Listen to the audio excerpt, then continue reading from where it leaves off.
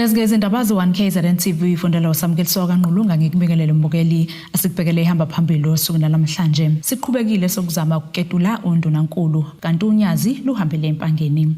Kuqhubekile ke namuhla ukudingida kwesiphakamiso sokungabethemba ubuholi bukandunankulu wesifundazwe KwaZulu-Natal uThamintuli Shamthetho.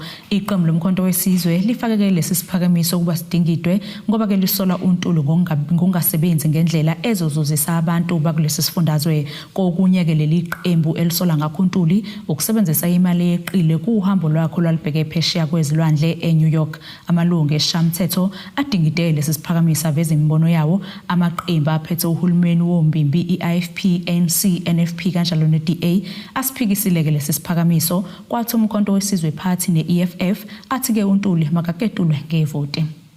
Ngemumva kwezidubedube eziqubuke eShamthetho sesifundazwe KwaZulu-Natal namuhla njengoba amalunga eShamthetho abehlangene njengoba ke iqembu lomkhonto wesizwe belifake isiphakamiso sokuba kuketulwe undunankulu wesifundazwe uThamintuli ngevoti ke longabethembi ubuholi bakhe. Kuningi ke okuthe kwenzeka ngaphambi kokuba ke uqale ke ukuvotwa. Nanku ke oyalo ke iqembu lomkhonto wesizwe owenzeke isiphakamiso. Why do we say Premier Ntuli must go?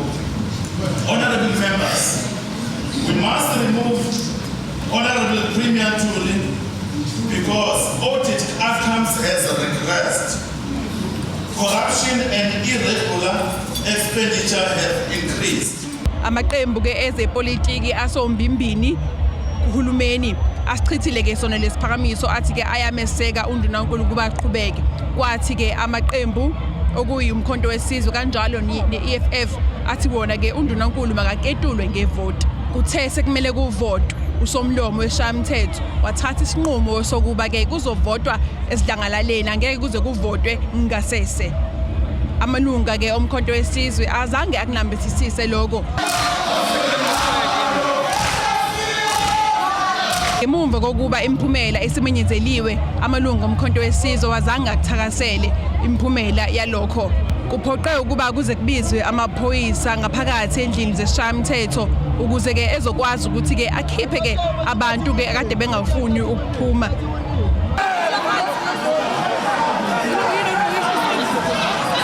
Undunankulu wesifundazwe KwaZulu-Natal udlulise amazwi okungenami ngokuthe kwenzeka eShamthetho. Kubalekile kuvotiwe abebekufuna kwenzekile noma bebengasafuni ukuvotwa ngoba bebekhohlisa abantu bethi baneyinamba bebengenazi inamba ngoba iqiniso iMKP ayiwinanga alikho iqembu elawinayo. Uhulumeni wakhiwe amaqembu ahlukene ngendlela abantu abavota ngayo. Okwesibili bebefuna kuzovota kodwa ibona bebengasafuni ukuvota. Okusiphathe kabi nokubebhlungu ukubona behlasela usomlomo. And isimo sibi kakhulu kabi lesi. Leli qembu leli angilazi ngempela ukuthi aliboni kuyichilo lento eliyenzile kubantu nje bakwaZulu-Natal ababelivotelile angazi ukuthi aliboni ukuthi lenze into eyichilo ukuthi bezohlasela umuntu osifazane phakathi endlini baphinde futhi benze lento bebeyenzayo ikhaya abantu bavotela ukuthi sizothatha inqumo la ezokwakhe ikusasa labo kodwa ukuthi bazoba ichaos ababeyiyona namhlanje yichilo angazi ukuthi ngabiza ngani isenzo seMKP neEFF namhlanje sifakisa amahlona amakhulu kodwa ke siyaqhubeka siyasebenza njengohulumeni ngoba ezivele siqhubeka sisebenza. Amalunga ke amaqembu ezepolitiki ahlukahlukene abekhona ngaphandle kweShamthetho ukuzokweseka amaqembu awo ezindabeni ze1 KZN TV nguAyanda Dube ngiseShamthetho eMgungundlovu. Umengameli weSivananda World Peace Foundation uIshwa Ramlachman uthi ke ukuhambela konyazi empangeni kuyingxenye yokukhulekela ubumbano kubantu bakuleli kungabe khona nokucwasana. Ekhuluma nethimba lezindaba uRamlachman uphindeke waqoqozela kakhulu ukuba kube khona nokulingana ngokwenkolo. Njalo ngenyanga kaZibandlela inkosi uNyazi lwasebuhleni lwelihambele empangeni ukuletha umkhuleko. Lokhu uyena wamukela uNyazi emahhovisi akhe usomabhizinisi uIshwa Ramlachman uthi lo mkhuleko uletha ubumbano nokulingana ngakwezenkolo. For 13 years we've been preaching oneness and togetherness, social cohesion, and as you see there's so many thousands of people have gathered here today, mainly for us to understand that we need to have religious tolerance. We need to understand that racism must fall, and we must stay together as a nation. When it comes to nation building, we as citizens must stand together. Otherwise, you see what's happening. As much as there's so many protests happening, so many intolerance amongst people. uRamlachman uphinde wakhuza nalabo thisha abagunda izingane ngenkani emakhanda ngenxa inkolo yazo wanxusa ukuba kumele kulandelwe intando yeningi. Scene where school teachers want Ama-Nazareth to cut their hair. I mean, that is nonsense. We live in a democratic country, and the system, the government of the day, must accommodate religious institutions and its people, because every religion comes with different beliefs, but we must be able to respect each other and accommodate each other. Inkosi yakwaMadlala ibingomunye obebehambele lomkhuleko njoba naye inxuse kakhulu ubumbano kanjalo nokukhulekela kwazo zonke izinto esikhungethe isifundazwe iKwaZulu Natal. Lekile sikukhulekele njalo njengoba sizwile izolo kuyithempela labo bomdabu waseNdiya lapha na eVerulam. Siyazi ngeyiphepho nezikhukhula ebeyimenyezelwa kulezi insuku. Siyazi nako nje ukuhlukumezana kwabantu bakithi. Abephume ngomningi bawo amalunga leli bandla ukuzothamela lenkonzo yaminyaka yonke. Ezindabeni ze-1 KZN TV bekuThabani Maphumulo eMpangeni. Undunankulu esifundazwe KwaZulu Natal uThamisanqa Ntuli uthi uhulumeni uzohambela kezakhiwo ezingakaqedwa ngenhloso yokuqinisekisa ukuba ke imithetho yezokuphepha iyalandelwa. uNtuli kubeka njengesikhathi ehambele isakhiwo sebandla esidilikile iRiver Range Temple ngokuyisigameko ekedlule nemphefumulo yabahlanu eVerulam eThekwini. Undunankulu esifundazwe KwaZulu Natal uThami Ntuli uhambele indawo yesigameko eyohlola isimo kwesinye isakhiwo esidilike eVerulam eThekwini nesidlule nemphefumulo emhlanu. Undunankulu uthi banezinsolo zokuthi kunabanye abacindezeleleke ngaphansi kwezindonga njengoba kungacaci ngesibalo sabasebenzi ababengaphakathi ngesikhathi kudilika lelibhilidi. Uveze ukuthi uhulumeni uzoqala umkhankaso wokuhlola ezinye izakhiwo eThekwini ngenhloso yokuqinisekisa ezokuphepha. We are hopeful that this is a call that in the whole of the province of KwaZulu Natal, those who are having double stories, 3 stories or 4 stories in buildings really will need to embark on a mission of knowing whether they are satisfied by the engineers to have that kind of the buildings, because we don't want to see this occurrence happening again. It's important that we try to prevent more of such occurrences in the province before we experience more. I will be also seeing the family so as to hear from them, to give also the support to the family that is owning the church, but at the same time to hear from them of whether according to their view, are there any things that they may of the view that there are the factors which resulted to what actually is happening. uNtuli uphinde wadalula ukuthi uMasipala eTheku uMadasa noPhenyo ozocacisa kabanzi ngezizathu ezidalele enhlekelele. And the issue of the municipality being unable, in fact, to identify an illegal construction, if it is supposed to be an illegal construction, or they call it an illegal construction, I think is an issue that the MEC4 Quota, who's with me today, will have to engage the municipality so as to understand to what extent. But we know that when we come to places bigger as the eThekwini Metro, we'll have incidents of that nature, like you know the informal settlements that are all over the metros. But because this was a church, I want to believe that the municipality will be able to find facts on whether this can be classified as an illegal occupant of the area. Ukhulumela bezimo eziphuthumayo uthi basaqhubeka nemizamo yokuhlenga laba abacindezeleleke ngaphansi kwaleli bhilidi. Managed to recover 4 bodies yesterday during the 4 day. bodies, yes. It averaged about 2 hours per body because of the cement. We'll show you actually the scene now as well. The structure of it will only be determined by the engineers or something. If there was a failure in that or if it was just from pure nature or anything like that. Izindabeni ze1 KZN TV kubika uSiphamadla Gumede ngise Richards Bay. Asithishelele eTolo sibe siqhubeka nazo indaba zethu.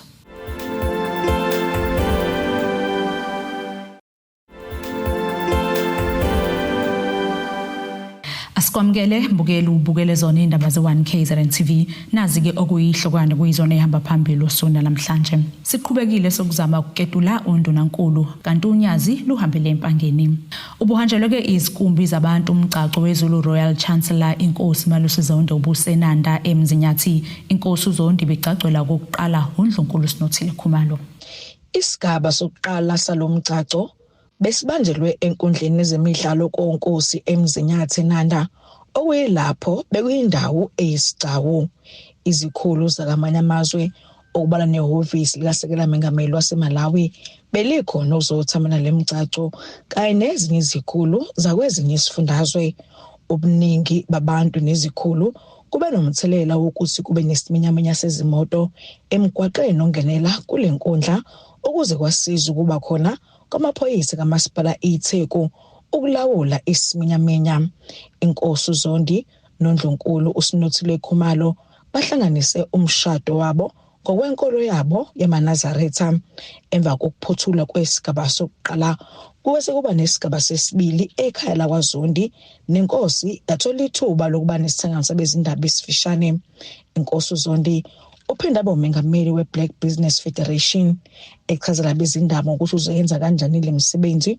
Uthe kuyisikhathi sokuthi amakhosi nosomabhizinisi basebenzisane ukuthuthukisa imiphakathi. Uthe okunye abazokwenza ukuncenga uhulumeni ukuthi akhokhele osomabhizinisi ngesikhathi esifanele uma nemisebenzi abayenze nohulumeni. Sizonqenqa nje ukubambisana ngoba sibonile ku treasurer abantu bakithi bengakhokhela, sibonile kuma departments abantu bengakhokhela, namanje inkampani ayikhokhelwe zabantu abamnyama bangena shiqi kuma loan sharks bese masebethi bayakhokhelwa kusefanele bakhokhela ama loans. Inkampani ivaliwe, ama insurance wonke awakhokhi, kunzima esizweni sakithi abantu abamnyama. Ngicabanga ukuthi njengamakhosi kungokwethu ukuthi sibasave futhi abantu bakithi abamnyama. Sizongena ke kakhulu enqaseni uhulumeni ukuthi abantu bakithi qala bangakhokhele bakhokhele. So sizongena ama payments abantu abakhokhelwe, ibhizinisi ke lincane alikwazi ukufa ngenxa ongakhokhelwa ngoba uhulumeni bobandlululo wona onaka abantu abamnyama. Lo hulumeni ke njengamanje angazi ukuthi ufuna luna ubanaka abantu bawo, kodwa mabengawanaka thina njengamakhosi sizokwenza ukuthi bawanaka abantu bakithi abamnyama ngokubambisana namakhosi. Undunankulu kaZulu umfundisi Thulasizwe Buthelezi uJeff Hadebe we-ANC kanye namanye amalungu ePhalamende lazolonke bebekhona ukuzothamela lo mcimbi. Ezokuphepha besiqinile ngaphandle nangaphakathi kwenkundla bekubanjelwe kuyona umcimbi. Amabutho beyiqhamuka endaweni ezihlukene nabe bephuma ngobuningi bawo. Ngotebogo Sibisi wezindaba ze1 KZN TV ku channel 261 Kisenanda eMzinyathi. Umengameli weqembu leIFP uvele Nkosini Hlabisa uthi ke isiphakamiso sevoti lokungabethemba ubuholi bukaNdlunkulu kwaZulu-Natal uThamintuli sibuyisela ke isifundazwe emomva. Ungotsho uthi ke mningi imisebenzi emihle yenziwe uNdlunkulu kulesi sikhashana ephethe izitambo ozokuhola ngakho ke abahambisane nalesi siphakamiso ukusho lokho ngesikhathi kunomcimbi siyanqoba rally kuWard 17 eMfolozi njengoba ke kuzoba nokhetho lokucibiyela ngolwesithathu. uHlabisa uthi ke lesi siphakamiso akusona esiphosile njengoba ke sizobuyisela isifundazwe nokulethwa kwentuthuko kubantu emumva njengeqembu leIFP abahambisana ke nalesi siphakamiso.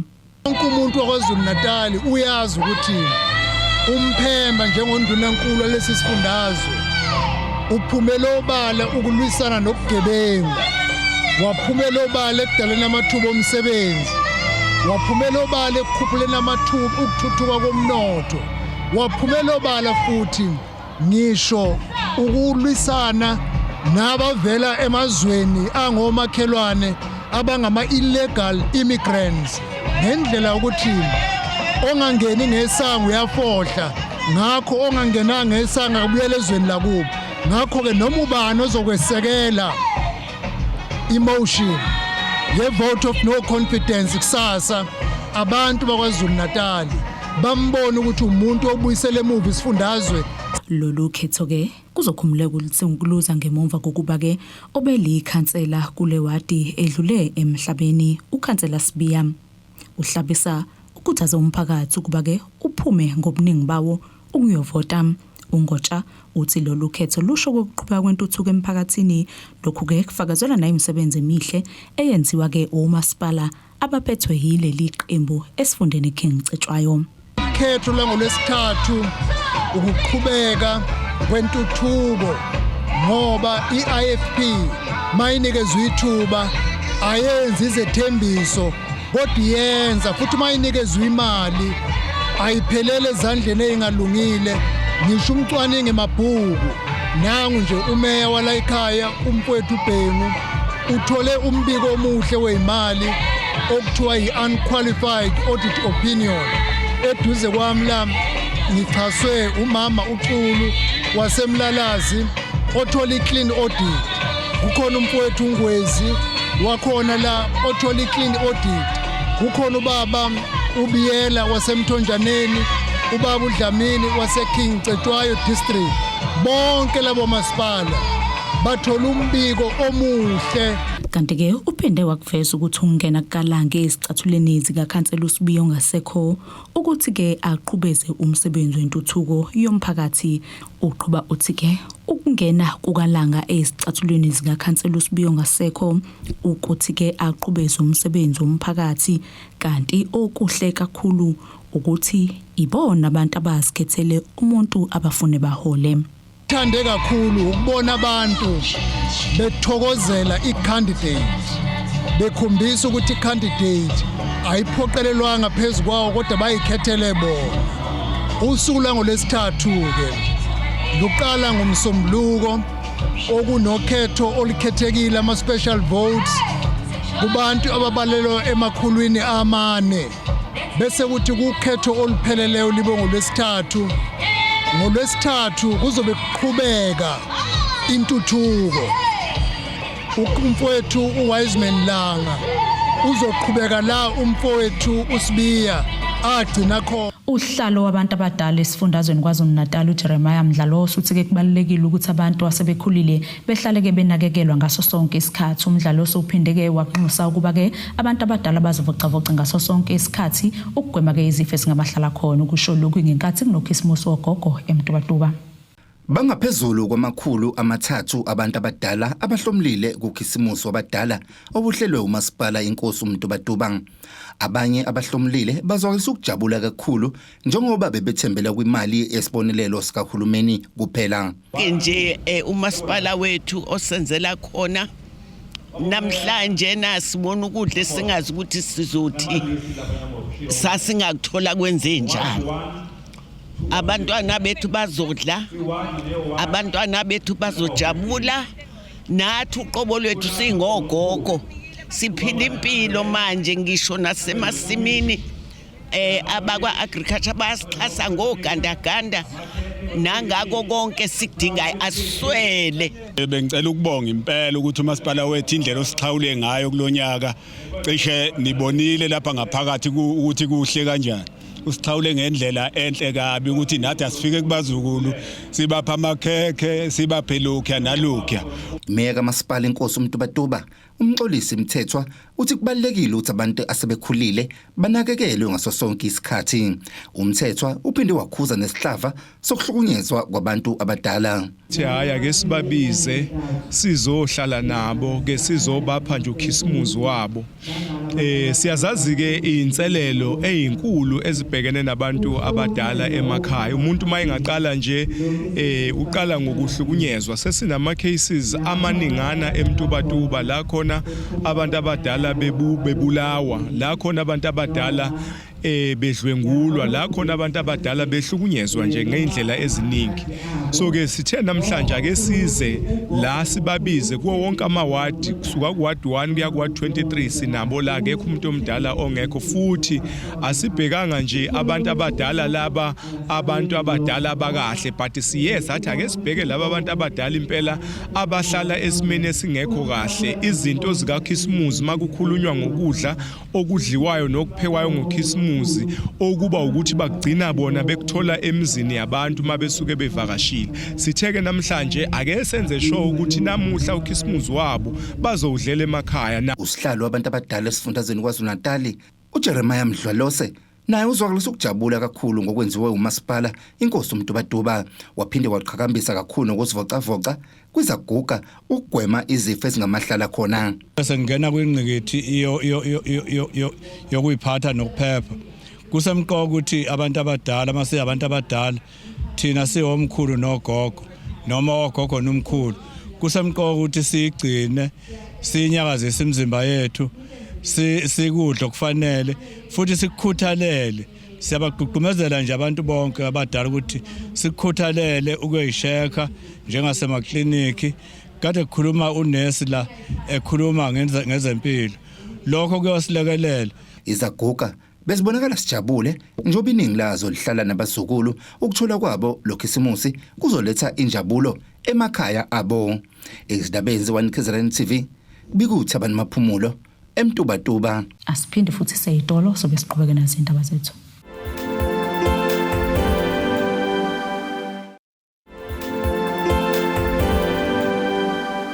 Siphinde sikwamukele imbukelo sabukele zona indaba ze-1KZN TV sikukhumbuze ke bekuyizona behamba phambili osukwini namhlanje. Siqhubekile sokuzama ukuketula undunankulu kanti unyazi luhambele empangeni. Ake sibheke ngosini yezomnotho. Irandi lakuleli lu-16.87 emaqhathiswa nedola laseMelika libe u-22.53 emaqhathiswa nopond waseBritain libe u-19.78 emaqhathiswa ne-euro igolide lona u-$4,141.73 ounce wole ngahleziwe wona u-$61.12 umphongolo. Ake sibheke ngosini yezemidlalo. Ukushintsha umoya nokwamukela ke isinqumo somqeqeshi weqembu elisha sokumdlalisa endaweni akangaza ayidlale kube nomthelela kutheni ke indodana yolahleke kubafana bafana Elias Mokwana isitholele ke indawo esquadini esiya kwi-Africa Cup of Nations ezoba ke eseMorocco. Ibafana eyaba ngompetha beAfcon ngo-1996 ibosheleke ku-Group B ne-Angola, Zimbabwe ne-Egypt esiwudle ke iphindelela lomqhudelwano. Ngaphambi kokubhekisa kamabombe eMorocco ibafana ke izozwana amandla Ghana kusasa ngehora lesine ntambama eDubsonville Stadium eSoweto. Nasike isimo sezulu sakusasa singalendeleka.